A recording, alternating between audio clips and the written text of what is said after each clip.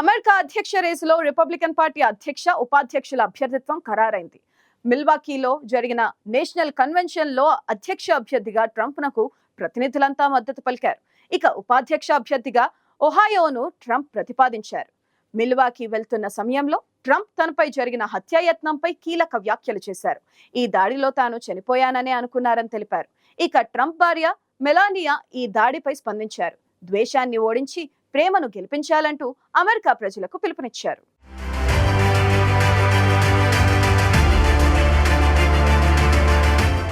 America అధ్యక్ష ఎన్నికల్లో Republican party అభ్యర్థిగా ట్రంప్ను ఆ పార్టీ అధికారికంగా ప్రకటించింది. మిల్వాకీలో జరిగిన పార్టీ జాతీయ సదస్సులో ప్రతినిధులంతా ఆయన అభ్యర్థిత్వానికి మద్దతు పలికారు. అదే సమయంలో ఉపాధ్యక్ష అభ్యర్థిగా ఒహాయో సెనేటర్ జేడీ వాన్స్ పేరును ట్రంప్ ప్రకటించారు. దీంతో నవంబర్లో జరగబోయే ఎన్నికకు పార్టీ తరపున కీలక నేతల అభ్యర్థిత్వాలు అధికారికంగా ఖరారయ్యాయి. ఎంతో ఆలోచించి అందరి యోగ్యతలను మదించిన తర్వాత ఉపాధ్యక్ష పదవికి వాన్స్ తగిన వ్యక్తి అని నిర్ణయించుకున్నానని ట్రంప్ అన్నారు.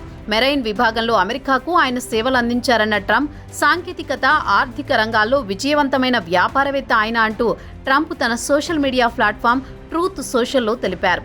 39 ఏళ్ల వాన్స్ 2022లో అమెరికా సెనెట్కు ఎన్నికయ్యారు. మొదట్లో ట్రంప్ విధానాలను విమర్శిస్తూ వచ్చి చివరకు విధేయుడిగా మారారు. ఇక రిపబ్లికన్ నేషనల్ కన్వెన్షన్లో పాల్గొనేందుకు విమానంలో వెళుతున్న సమయంలో మాజీ అధ్యక్షుడు ట్రంప్ తనపై జరిగిన హత్యాయత్నంపై మీడియాతో మాట్లాడారు. తనపై జరిగిన దాడిపై ట్రంప్ స్పందించారు. ఆ దాడిలో తాను చనిపోయానని అనుకున్నానని ట్రంప్ అన్నారు. అసలు మీ ముందు ఇలా ఉండేవాడినే కాదు, కాల్పుల ఘటనలో చనిపోయానని అనుకున్నా. ఇదొక చిత్రమైన పరిస్థితి అని ట్రంప్ వ్యాఖ్యానించారు. ఇలాంటి చర్య అమెరికాలో జరగడం నమ్మశక్యంగా లేదని, కాల్పుల శబ్దాలు వినగానే ఏదో జరుగుతోందని అర్థమైందన్నారు. తన కుడిచెవి పైభాగం నుంచి బుల్లెట్ దూసుకెళ్లిందని ట్రంప్ తెలిపారు.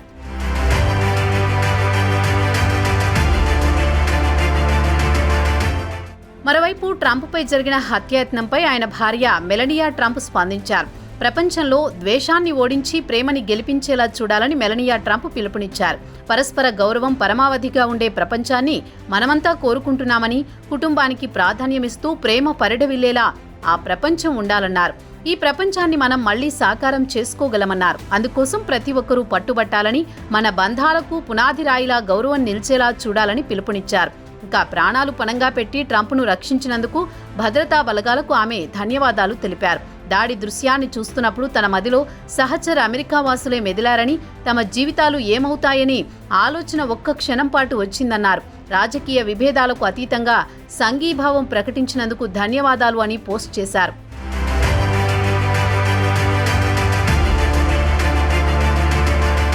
ట్రంప్పై జరిగిన హత్యాయత్నంపై పలు దేశాలు స్పందించాయి. ఎన్నికల్లో ఇలాంటి దాడులు మంచి పద్ధతి కాదని పేర్కొన్నాయి. ఇక ట్రంప్పై జరిగిన దాడిలో ప్రస్తుత ప్రభుత్వం ఉన్నట్లు తాము భావించడం లేదని రష్యా తెలిపింది. అమెరికా చట్టవిరుద్ధమైన విధానాలను ప్రేరేపించిన ఫలితమే ఈ దాడి అని విమర్శించింది.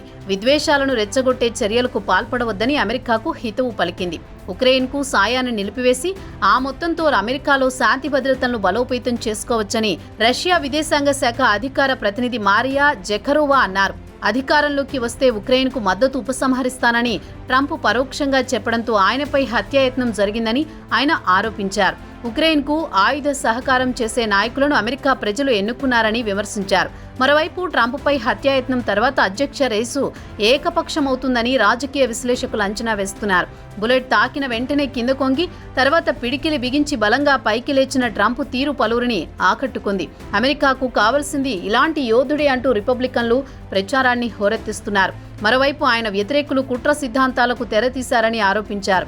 ముఖంపై రక్తం, పిడికిలి బిగించి ఎత్తిన చేయి వెనుక అమెరికా జెండా, చుట్టూ సీక్రెట్ సర్వీస్ ఏజెంట్లున్న ఫోటో ఇప్పుడు నెట్టింట్లో వైరల్గా మారింది. అలాంటి సమయంలో కూడా ఇంత పర్ఫెక్ట్గా తీసిన చిత్రంపై కొందరు అనుమానాలు వ్యక్తం చేస్తున్నారు. అవన్నీ ఎలా కుదిరాయని ప్రశ్నించారు. ట్రంప్ను నమ్మలేమంటూ పలువురు ఆ ఘటన దృశ్యాలను సోషల్ మీడియాలో పోస్టులు చేస్తున్నారు.